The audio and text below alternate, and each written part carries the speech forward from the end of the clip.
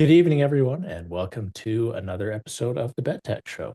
We are your hosts, Ben and Ethan, and we have got some exciting tech news here for you at bedtime. To start off, we'll go ahead and get started with GPUs and Nvidia and why you probably should be buying Nvidia GPUs, and not for the reasons that you think. Um, a lot of people think that getting a GPU is strictly for gaming or AI, which has seemed to have been the big boom here as of recent years. However, there has become a new use for GPUs, specifically the RTX 4090. Um, with that, I'll go ahead and share this pretty cool article that I found where ransomware can now be cracked with the RTX 4090, which I thought was really cool. So, for those of you that are not familiar with what ransomware is something where attackers get control of um, your data or a subset of your data and hold that ransom for a payment. And usually, a lot of companies, when this comes, it's usually vital to their survival as a company. And having this locked behind something can be very detrimental. And usually, they'll just end up paying for this to get their data back. However, 16 4090s were used to brute force a counterattack to ransomware.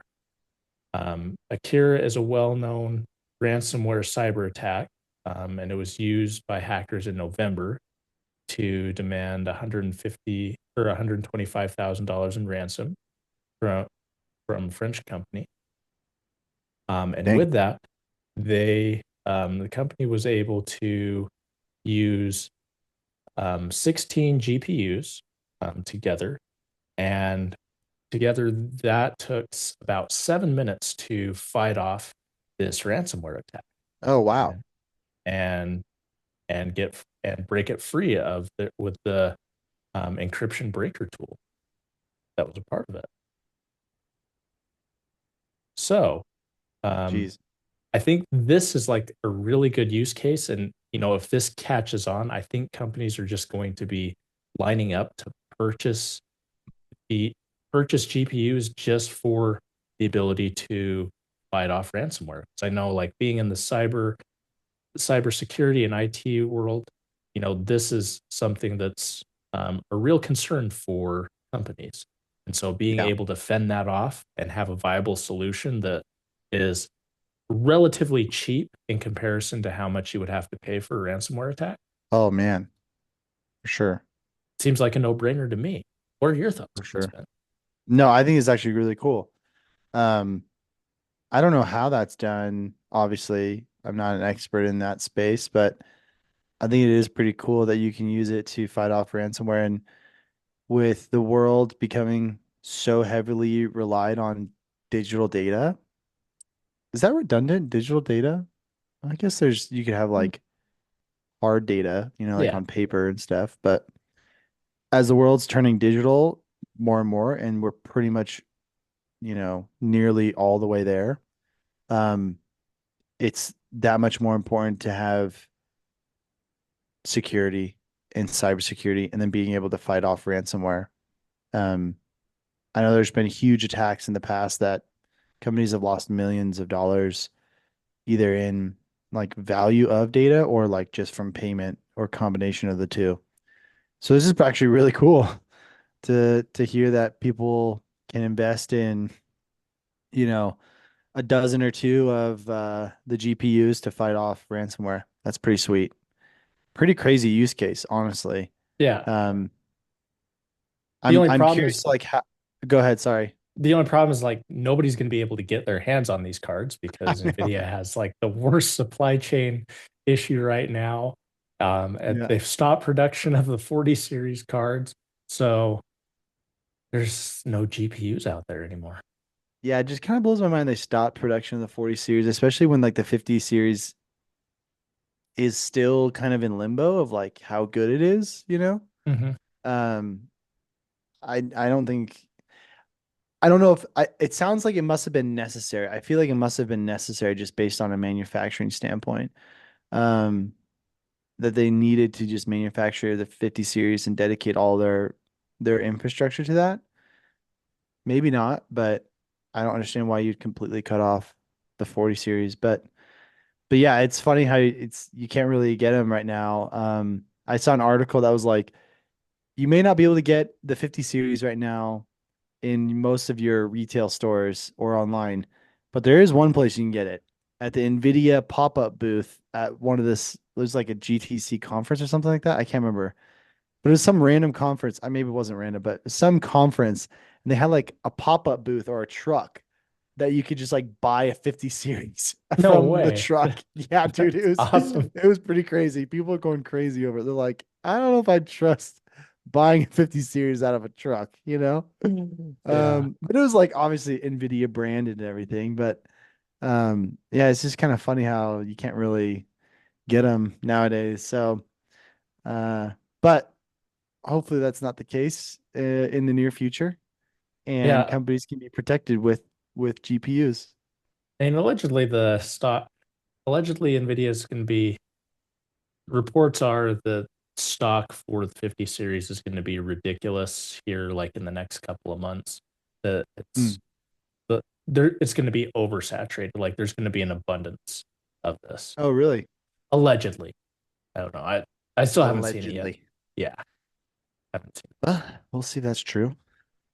Anything to stick it to the scalpers, they say, that are out there selling these cards for $4,000 to $5,000. Yeah. Didn't Sony have a ransomware case in the past? That is a I great want to say question. Sony did. I could have sworn.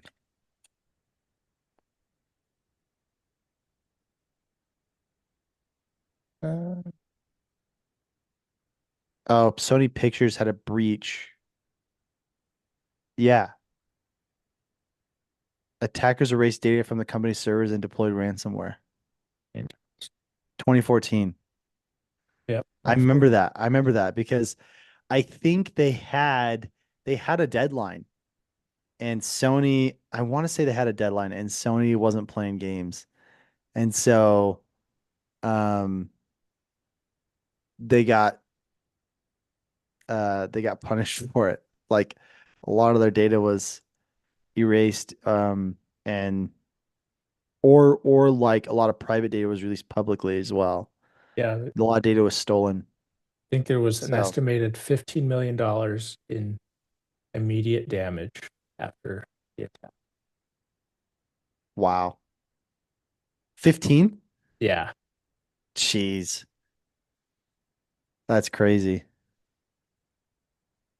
Yeah, that's one case that I like significantly remember or it comes top of mind when I hear ransomware because I remember just how significant it was and it was like in the news for maybe a week or two and hmm, it was almost like Sony just didn't believe the hackers were going to do anything um and then they were punished for it like yeah, definitely had some backlash some issues and so yeah crazy. I'm yeah, sure they'll be investing in GPUs yes, even though that mm, was like 10 years ago but but yeah, yeah funny stuff crazy stuff I should say for sure. yeah Speaking I of I crazy don't stuff, what do you have I don't know for if us? I've heard of like oh crazy stuff. Yes. Speaking of crazy stuff, Tesla Cybertruck has another I'll say another because there's been many another recall. Ooh, So this one isn't a software update recall. It's actually like ooh, it's a hardware issue. physical. Yeah, it's a physical recall. They have to go in and get it fixed. But I'll share my screen here. Um, but nearly all Cybertrucks have been recalled because Tesla used the wrong glue. And I thought this was funny They're fixing it with a new adhesive that's not prone to environmental embrittlement. So I guess the reason for pieces of their door falling off was due to the environment Oh like no. tearing away at the glue, I guess. And so as a result, pieces would fall off. Jeez. Pretty crazy. But yeah, it said Thursday that nearly all Cybertrucks need a repair of this stainless steel trim panel. And it's the eighth recall for the pickup, which if I was an owner and I've had eight recalls in just over 2 years, I'd be like, I waited so long for this truck, and when I do get it, it's still like totally broken. Yeah. The Cybertruck is our car version of modern day AAA games, where they release it after years of waiting and delayed dates. And then when it is released, there's bugs and issues, and it's nowhere near fully complete. That's what the Yeah. Cybertruck is, dude. That's what it is. It is definitely a half-baked vehicle. It's the 2024 Call of Duty, or it's the Halo Infinite of vehicles. You know what I mean? It's like, Yes. are you serious right now? So anyway, pretty crazy. There was some more information on it that I read, but they do have to go into a service center to get it fixed. I don't know how long that fix would take, but yeah, it's kind of a pain Dang. for drivers because some of those recalls they were like software updates, and they Hmm. could just push them over the web. But in this case, not so much. So, Dang. are you happy that you didn't buy a Cybertruck? I am happy. Um, because it is a brick on wheels and Yeah. it is terrible. I have heard nothing good about the Cybertruck. I mean, it can't drive in snow, it can't drive off-road. The frame keeps breaking with just like minimal force. And Yeah. the allegedly the more that you tow with it, it continues to deteriorate the frame. Yeah. Yeah, I've read that as well. That the especially the hitch, it's not built uh durable enough to tow heavier loads, and it will like alter the frame, like Uh-huh. you're saying, which is horrendous for a truck. Yeah. Horrendous. It Unbelievable. yeah, for how much this thing costs and the amount of problems that it has is it just baffles me Yeah. that it could pass their quality inspection. Not that Tesla's quality assurance is anything to brag about, because I mean, a lot of their cars have had problems, especially like with the Model 3 when that first came out. There were a lot of issues, and like Model S and Model X with their panel gaps, it's just terrible. Yeah. So Yeah. it doesn't surprise me it, that there are problems, but it surprises me how many there are. Like Yeah. this seems to have been like a major oversight. Yeah. And I think it's clear now that because they were delayed in getting it to market, that there were corners cut and they just pushed it out as fast as they could. Hmm. And they said, we'll address things when we need to. We'll cross that bridge when we need to fix that problem or that bug or whatever it might be. Um, because eight recalls in 2 years is pretty wild. Yeah. That's pretty terrible. Um, and there's this conversation, there's two things I kind of want to branch off to. The first one is the state of Tesla in America right now. And then the second one is I'll pose a question, but we'll get to it after we talk about the current state of Tesla. But have you seen Chinese EVs? Have you No, seen any of their development? I haven't. We'll get to that, but they are beyond like what Tesla has capable. And Tesla, I think, is probably the best EV consistence. Like for the price that you pay, Tesla's probably the best EV in the market right now in America.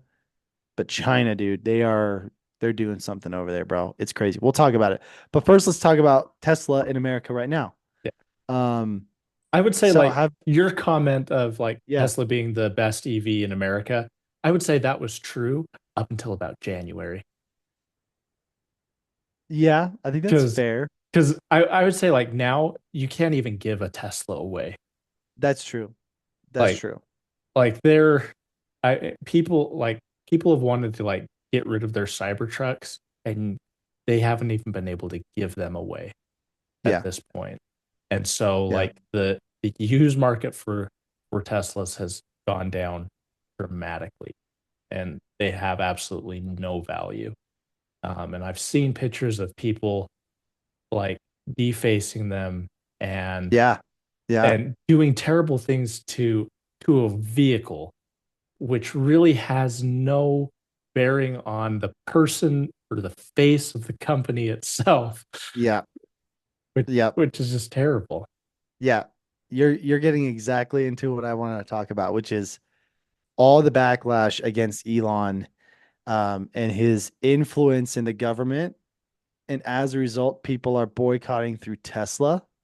And so they're like selling their cars, which most of them are selling them at a loss. They're selling their Teslas because they don't want anything to do with Elon. They're vandalizing their own vehicles and other people's vehicles. Um, and like you're saying, no one wants to buy a Tesla right now. I mean, the demand has gone down significantly to the point where like Tesla's offering crazy lease deals right now Oh yeah. on their vehicles. Like it's kind of crazy. It's like 299 a month, which Yeah. is insane for like a brand new Model 3. It's Yeah. crazy. Almost Tesla itself can't give away a new vehicle. It's getting to that point Yeah. where they're Yeah. not going to be able to. Yeah, and their stock has just continually dropped significantly. Oh Let's just yeah. see where it's at right now. I'm pulling it up on my phone, but yeah, it's just in the red for the last few months, which is crazy, dude. Crazy. And Yeah. it's kind of funny. Like, I do find it interesting that, like, the people, so we have a group of people that are like upset with Elon and his involvement in the government and what he's doing with Doge. And so as a result, they're taking it out on other Tesla owners and people who have Teslas, which if you look at Teslas, they're like EVs, clean energy, green energy, save the Mhm. planet. Most of the people that buy that or buy into that are not Republican supporters. They're more left-wing, liberal-minded, Right. climate, global warming, climate control or climate awareness.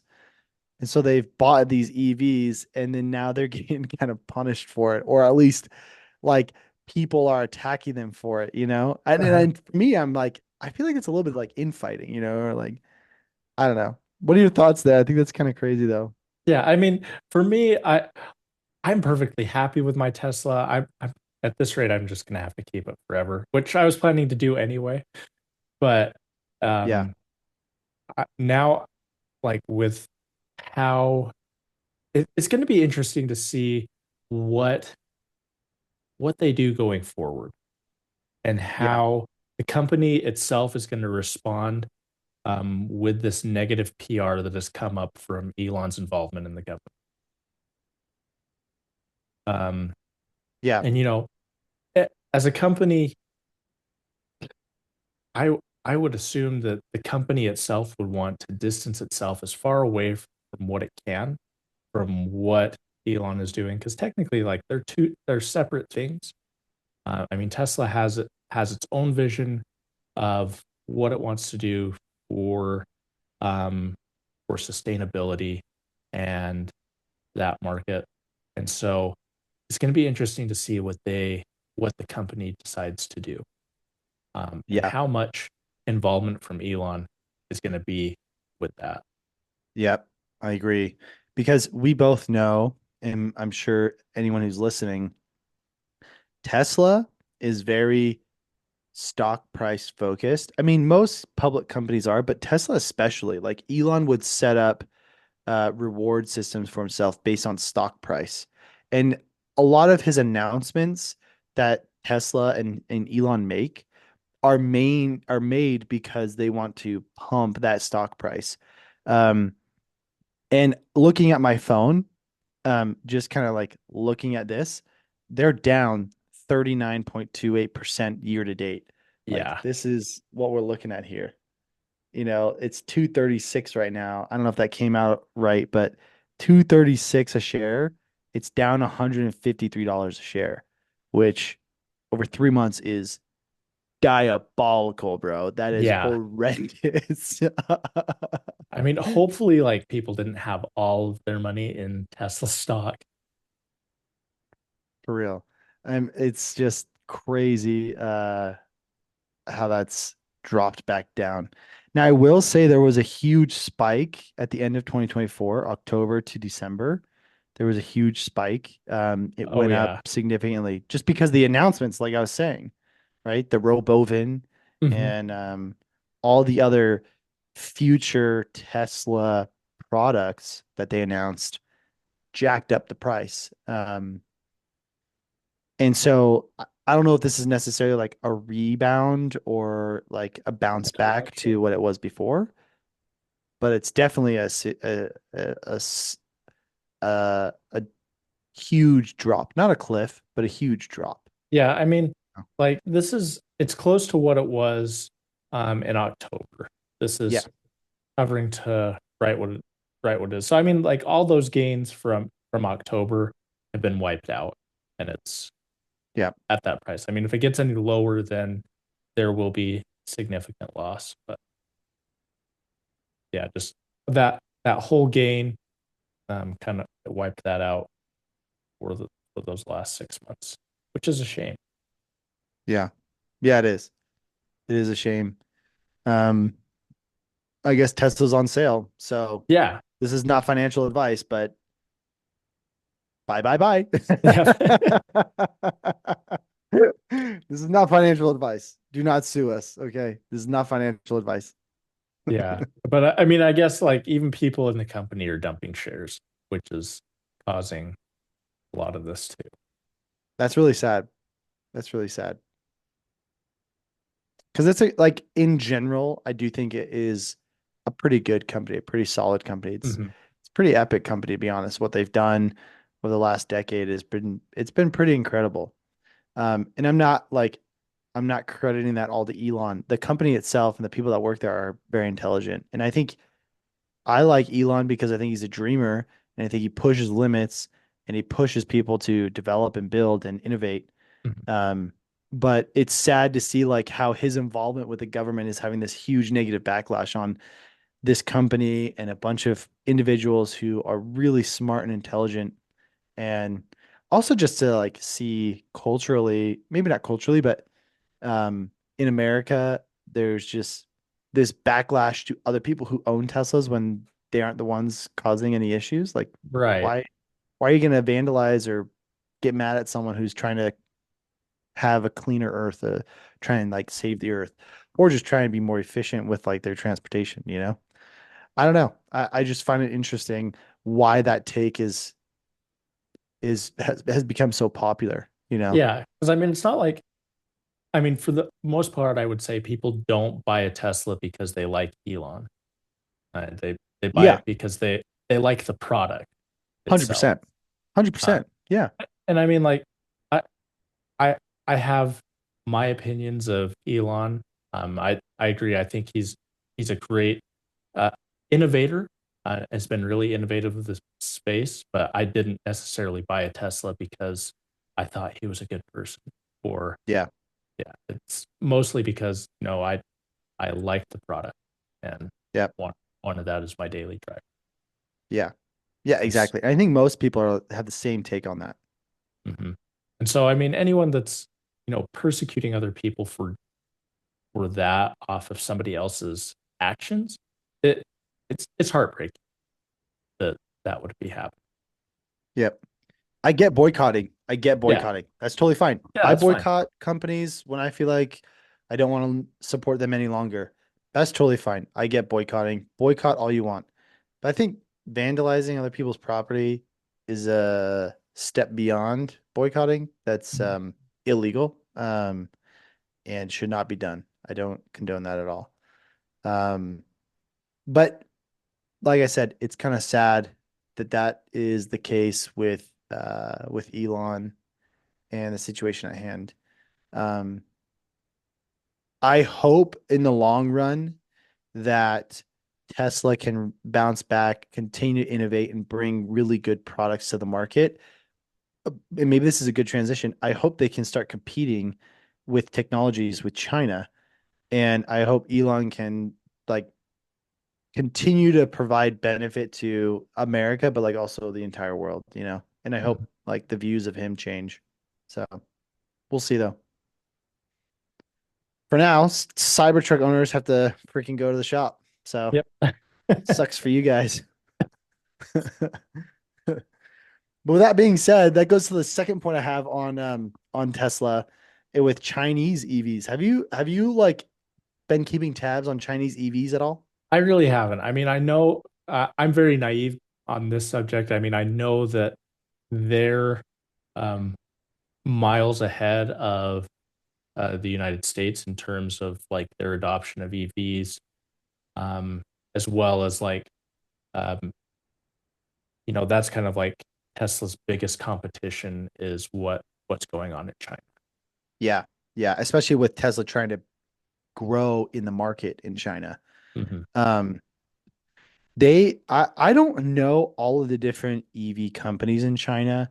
I'm not well versed in the makes and models of their EVs, but I have seen videos of some of their technologies and it's really compelling. And it makes me wonder, you know, if they were to come to the US, how well would they do compared to Tesla and the American EV makers, like Ford or whatever it might be, Chevrolet. I think they honestly would blow us out of the water if they got all the EVs and the associated infrastructure. I think that's the key thing, Hmm. the associated infrastructure. And I'll give you an example. A guy was over there visiting his mom. The guy is from China originally, but he lives in the States, either the States or Canada. I can't remember. But he went back to go visit his mom, and he's like, "Yeah, my mom is at like single digit percentage on her car battery. So we're gonna go replace it." And it was like, "What? Replace?" He's like, "Yeah, we're not gonna charge it. We're gonna replace the battery." And it literally, the car, you go up, another person was in the stall. The person finishes their thing, they drive out of the stall. The mom's driving the car. She pulls her car up and then turns around, and then the car backs in automatically into the stall, and then you park it. It locks the wheels and the axles, and then you can get out. So they get out, and he's like videoing the outside of it, and you can see underneath in the bay. It's kind of like an oil change bay almost, Hmm. but it's like on the side of the road. And this machine comes up, takes off the cover underneath the vehicle, and it unscrews these like heavy duty industrialized screws that are covering the battery, swaps out the battery, swaps in the new battery, puts the screws and the covers back on, and then they get back in their vehicle and it's like fully charged. And it took maybe 3 minutes. That is crazy. Super crazy. And apparently that's just a normal thing over in China. Like your EVs have battery replacement stations. Now, again, I don't know if that is only for one make model of an EV over there, or maybe that's a standardized process for batteries in all EVs over there that are Chinese made. Like all Chinese manufacturers use the same battery swap system and it's a universal system that they use. I don't know. But that is one example that I saw where the EVs over there are just multiple years ahead in development because they've had a broader adoption, and as a result their technology has just progressed. And if they were to bring that over to the US, I think Tesla, Ford, Chevrolet, anyone else, even European EV manufacturers, they would have a hard time competing. um, Now I think there's certain regulation that the US has from a safety standard perspective Mhm. that stop Chinese car manufacturers from coming over. Um, I think that has been one of the biggest reasons in the past. Now, obviously, there's probably like tariffs and other Oh aspects, yeah. political relationships that may have an influence on China wanting to sell their EVs in the US market. But just seeing that one clip has like kind of opened my eyes that we aren't necessarily the front runners in this space. And I wonder how long that's been like that, you know? Yeah. I mean that would like having that type of technology on EVs would like potentially boost adoption here in the United States. Significantly. I mean that Significantly, dude. I mean I would say that's like probably the one reason that people don't adopt EVs is the time that it takes to charge and the availability of charging. 100%. Um 100%. We've like if you talked about get that so many times. Like yeah, if you get rid infrastructure, of infrastructure, infrastructure. That is like the main reason. yeah, if you get rid of those two concerns, um the benefits of an EV um are wonderful. I mean, you have so many benefits that would outweigh any other cost, but those first two, it's hard for people to outweigh those with that. And so the ability Agreed. to like just go to a station, have your battery swap within 3 minutes, and then leave would change everything. Yeah. 100%. I agree that a huge limiting factor is the range of an EV, and the range isn't that significantly different than like a full tank of gas on your average vehicle, Mhm. but it's that convenience and speed of filling up that range again. Because if I'm driving interstate, then I'm gonna have to stop for gas maybe once or twice, depending on which state I'm going to. And that's easy to do because I know there's gonna be gas stations and I know I can fill up in 5 minutes, maybe get a snack, whatever. Mhm. But a huge limiting factor for me is like, okay, if I have an EV, I'm gonna have to really try and plan out where I'm stopping. I have to be there for at least like 20 minutes. Mhm. And that's if I get a charging station available because you're going across states. Most of those charging stations, that the superchargers or whatever it might be in the middle of nowhere, that's where everyone's stopping that has an EV, and those charging stations are often full. So you have to Or they're wait, out of and it just order because like if you get something like outside of Tesla's network, like the reliability of those actually working at the time that you need it to work is yeah, very slim. yeah. And see, that's in so frustrating. It's incredibly frustrating. And if that's the case, then you're kind of stranded. Mhm. There's not much you can do. And so I think that's a huge fear that people have. So having the ability to swap batteries within minutes and just go on your way and have a full tank of a battery, a full battery, that would answer a lot of people's concerns and truly increase the adoption there. I agree. Yeah, so I mean, America has a long way to go when it comes to EVs. I wonder how long it's going to take for us to get to that level of having the infrastructure and having the ability to um, either recharge or replace your battery within minutes of right. Well, especially since there seems to be a pullback on EV development and supply. Yeah, Um, I seems think like nobody manufact wants anything to do with EVs at the moment. exactly, exactly. I mean, our government doesn't seem to want to continue to push EVs, which I think there are arguments to be made. Why? I think there are very fair arguments why we shouldn't continue to push EVs yet.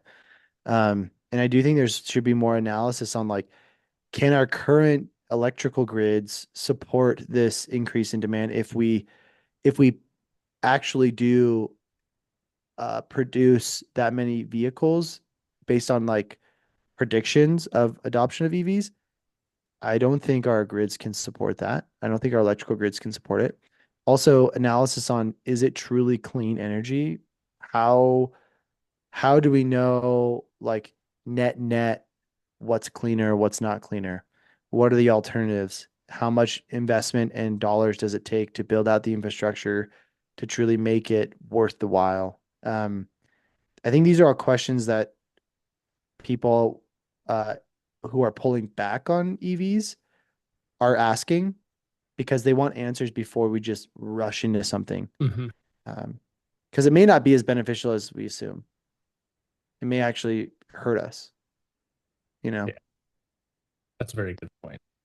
I, I agree. I mean, we've got there there's a lot of moving parts when it comes to EVs in America, and right now it just doesn't seem like the stars are aligning for it at this present moment. Yeah. I think it will take longer than originally expected. Maybe 4 years ago, uh, I think there was a lot of hope for EVs, but I think now it's like, let's wait, let's see. I think people are hesitant. There's a lot of questions still being asked. Hmm. Yeah, I So, mean, if you ask anybody 4 years ago, EVs were they were the next thing. I mean, next thing. everybody wanted them, and you couldn't produce enough of them. Yep. And all the manufacturers were shifting. All their vehicles now are going to become EV. Hmm. But I think that's kind of rubber band effect. These it was stretched out to EVs and then it's just kind of pulling back, Yeah. you know. So I don't know. I honestly would love to see China's EVs come over to the US, but I don't think that'll ever happen. Um, but I would love to see like more infrastructure built just at the appropriate rate. I don't want to speed it into something that break down our grids and our electrical support line. Yeah, I agree with that. Yeah. Crazy stuff though. We'll Hmm. see. Well, you got Anything else? anything else for us tonight? Oh, I was just asking you that. No, I don't Um, have anything I don't else. have anything else either.